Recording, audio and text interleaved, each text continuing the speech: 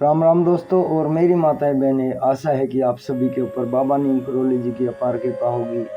आपके घर परिवार में सभी कुशल मंगल हो, यही मैं प्रभु की शरण में अर्जी लगाता हूँ। मेरे सर्वप्रथम पूज्य गणेश भगवान जी, मेरे प्रभु श्री राम जी, मेरी सीता मैया, मेरे हनुमान बजरंग बली जी, मेरे बाबा नीम करोली जी, मैं आपकी शरण में अर्जी लगाता हूँ कि मेरा जो भी भाई, मेरी माताएं बहनें आपकी ये महिमा सुन रहे हैं, देख रहे हैं, उनके सभी कष्ट दूर करो भगवान। उनके ऊपर तुरंत कृपा करें। उनके घर में कभी कोई अनहोनी ना हो, कभी कोई कष्ट ना हो, सदैव सभी कुशल मंगल रहे, धन धान्य से उनके घर भरे रहे। यही मेरी प्रार्थना, यही मेरी अर्जी मेरे प्रभु। जय राम जी की जय, बाबा नीम करोली महाराज जी की। दोस्तों और मेरी माताएं बहनें, बाबा नीम करोली जी की अपार महिमाएं, अपार लीलाएं हैं। उनकी महिमा मैं क्या सुना सकता हूँ, लेकिन उनकी कुछ लीलाएं हैं जिन्हें मैं सुनाने की आपको कोशिश करूँगा। बाबा जी के दरबार में एक वृद्ध आदमी आता है, फटे टूटे कपड़े, और बाबा जी की तरफ देखने लगता है, निहारता है। तो बाबा जी कहते हैं, वहाँ क्यों खड़ा है, अंदर आ, और अपने पास बैठाते हैं। तो बाबा जी क्या क्या करिश्मा करते हैं, जो वो वृद्ध अगले दिन आकर कहता है, ए बाबा तू तो भगवान है। बाबा जी ने उसे ऐसा क्या दे दिया जो वो वृद्ध बाबा जी को भगवान बताने लगा। तो इस महिमा को पूरा सुने मेरे भाई, आपके ऊपर भी सुनते सुनते ही कृपा बरसाएंगे बाबा, ये मेरा हृदय से पूर्ण विश्वास। हल्द्वानी देवी आयल मिल्स में बाबा जी भक्तों से घिरे हुए विराजमान थे। इतने में नाटा सा क्रिस काय कांपती देह लिए एक वृद्ध दरवाजे पर खड़ा हो गया। महाराज जी ने आज्ञा दी, इसे यहाँ लाओ। और जब वह आया तो उसे अपने तख्त में ही अपने बगल में बैठा लिया। कुछ खाने को नहीं है तेरे पास, बाबा जी ने पूछा। उसने अपनी कमजोर गर्दन हिला दी। बाबा जी ने उससे फिर पूछा, कहाँ है तेरा लोटा, ला दे। वृद्ध आदमी ने अपनी बगल से एक छोटा सा पीतल का लोटा निकाल दिखाया। वृद्ध ने अपनी बगल से एक छोटा सा पीतल का लोटा निकाल कर दिखाया।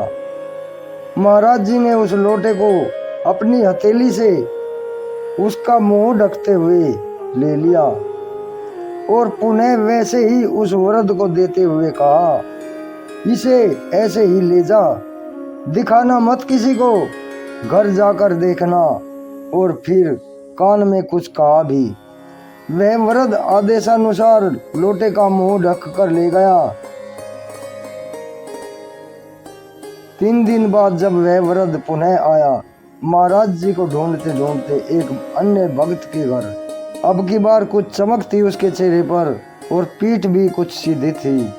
आते ही वह महाराज जी के चरणों में लिपट गया और गुणगान करने लगा साथ में, अरे बाबा तू तो भगवान है, तेरे चरणों में लक्ष्मी लौटती है।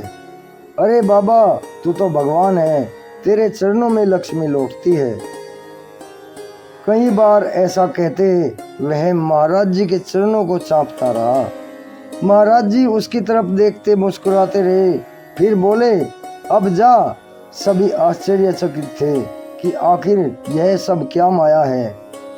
तभी बाबा जी की आज्ञा हो गई, कोई मत जाना इसके साथ और इसके पीछे। और मुझसे कहा, पूरन इसको बाहर तक पहुंचा दो।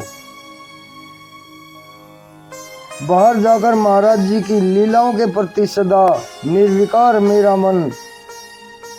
मन रहस्य को जानने को उत्सुक हो उठा। मैं बुड्ढे से पूछने लगा, क्या हुआ था उस रोज, मुझे भी बताओ। पहले तो वह झिझकता रहा, मुस्कुराता भी रहा, और मौन होकर। पर जब मैंने उससे कहा कि हम तो खास आदमी है बाबा जी के, तभी तो उन्होंने मुझे ही भेजा है तुम्हारे साथ, तब उसने लीला का राज बताया। घर जाकर जब हमने लोटे के भीतर देखा तो उसमें 10 रुपए का नोट था। तब चौथे पांचवें दशक में 10 रुपए बहुत हुआ करते थे। मैंने जी भरकर खर्च किया, खूब खाया पिया और रुपये खत्म कर दिए। पर जब दूसरे दिन लोटा उठाया तो उसमें फिर 10 रुपए का नोट मिल गया और कल भी मिला है। बाबा जी ने कहा कि जब तुझे जरूरत होगी लोटे से ले लेना। पूर्ण चंद्र जोशी।